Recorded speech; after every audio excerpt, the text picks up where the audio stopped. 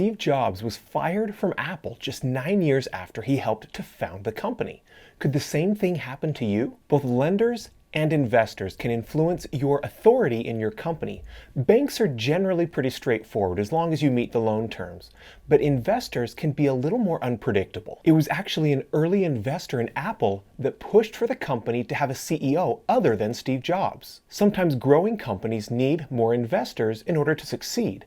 An initial public offering, or IPO, allows companies to sell stock, and that money is then used to help the company to grow. This is the basis of our modern corporations. Shareholders own stock and benefit from the profits and growth of the company, and shareholders can also invest in multiple companies, diversifying their own risk. Professional managers, the CEOs, are then hired to run the company. Shareholders bear the risk because they could lose their investment if the company goes bankrupt, and business experts, the CEOs, manage strategy and decision-making in the company. Often the initial founder of the company serves as the CEO. Sometimes they serve for decades. And sometimes those founders and CEOs get run out of their own companies when other investors' combined interests become greater than their own. Steve Jobs, famously a founder and the soul of Apple Computer, was fired from Apple after a disagreement with the CEO about the price of the Macintosh computer. John Sculley, the CEO, had been hired because of his business experience. Granted, Sculley was previously CEO of PepsiCo,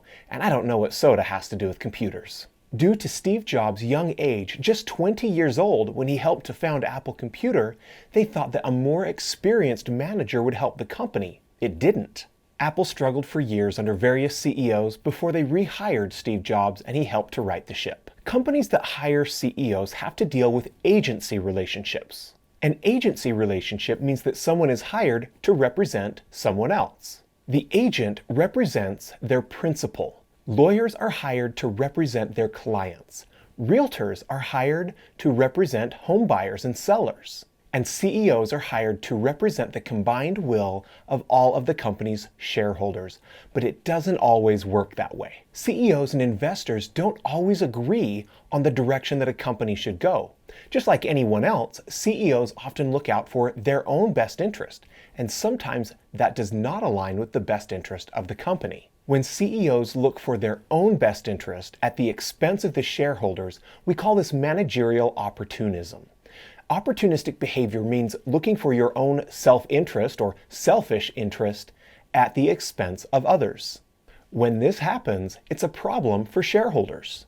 Companies use a lot of tools to manage this agency relationship with their CEO, and these tools can cost a lot of money, which we call agency costs.